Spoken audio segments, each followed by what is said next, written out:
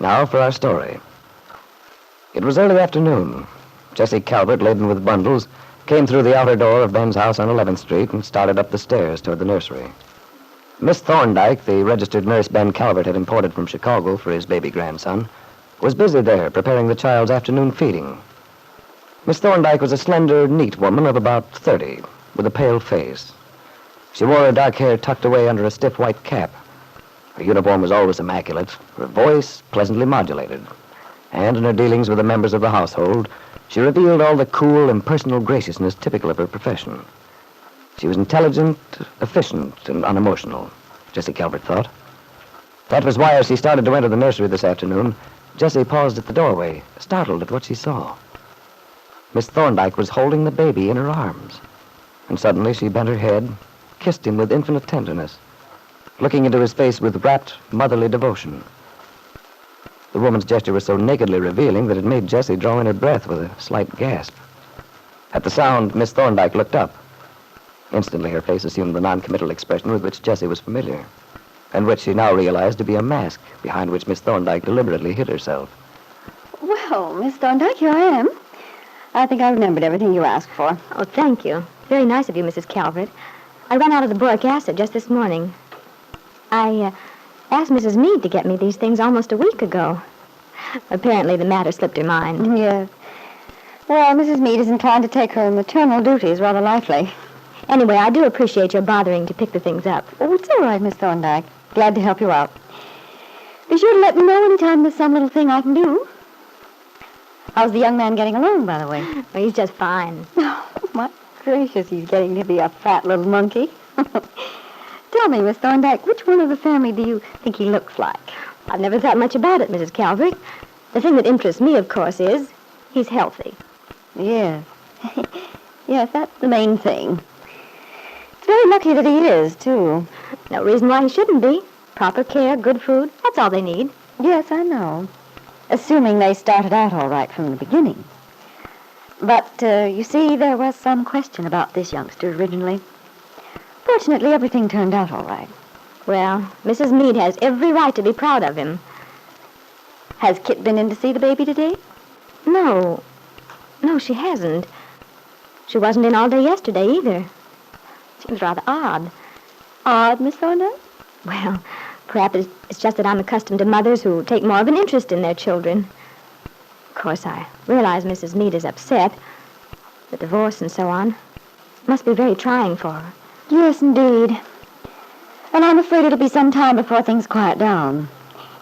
You see, there's a possibility that the divorce may not go through quite as everyone had expected. Mr. Meade has some ideas of his own. Oh, it's too bad things like this have to happen. I don't worry so much about the parents, but it always makes me unhappy to think of the effect these things have on a child's life. The children take the brunt of it, actually. If people only wouldn't be so selfish, so concerned about themselves.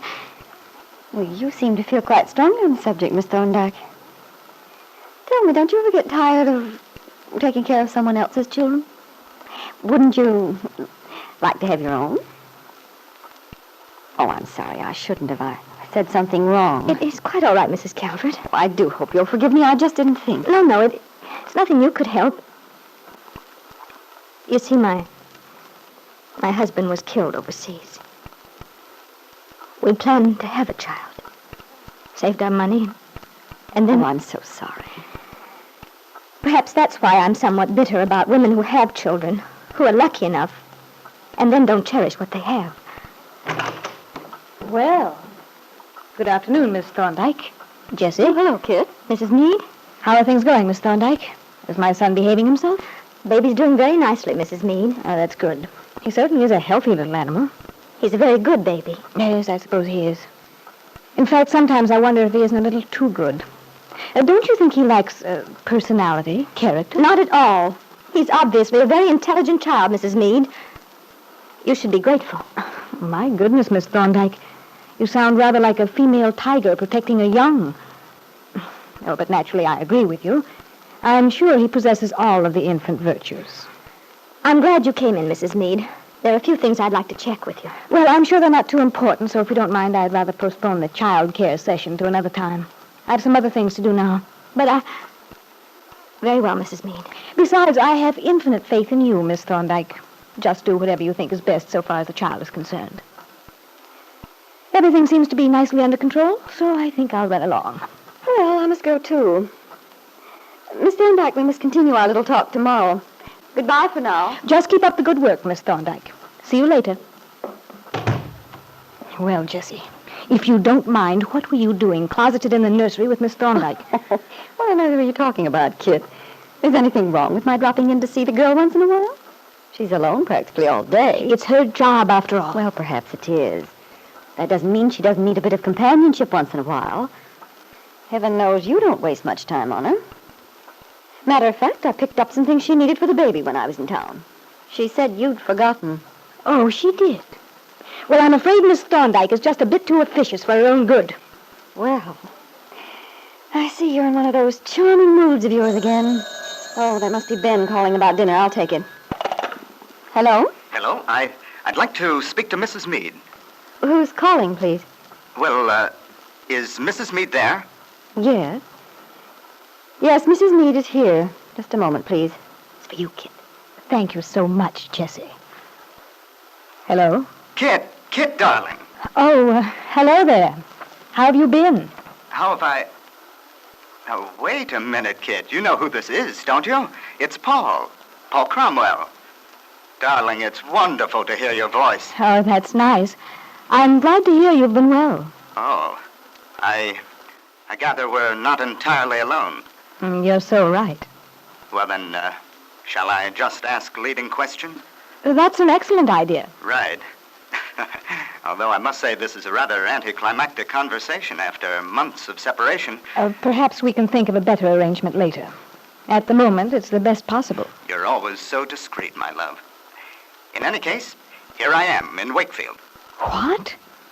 You don't mean it. Certainly. I rushed right down just as soon as we arrived in Chicago. Lisa and Max and I got in there yesterday morning. Oh, I see. Well, what's the matter, kid? You don't sound very pleased. Oh, it's not that. Of course I am. But, well, I didn't think it would be so soon. Soon? Well, at any rate, here I am.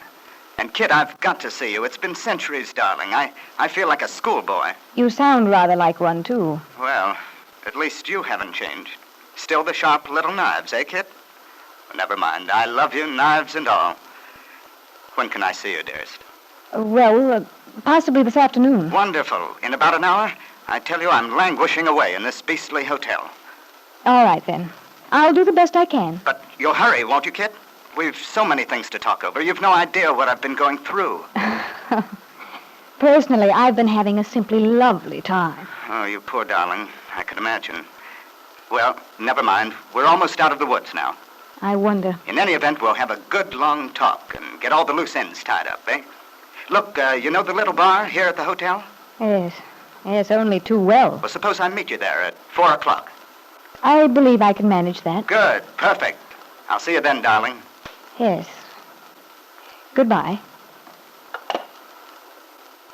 During Kit's oddly one-sided conversation, Jessie Calvert pretended to busy herself in the hallway, hanging up her wraps in the closet.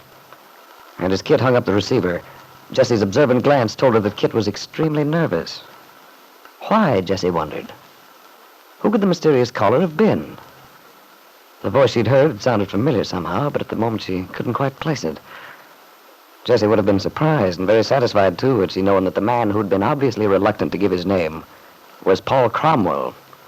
That Paul Cromwell was actually in Wakefield, and that his presence there had thoroughly terrified Kit Meade.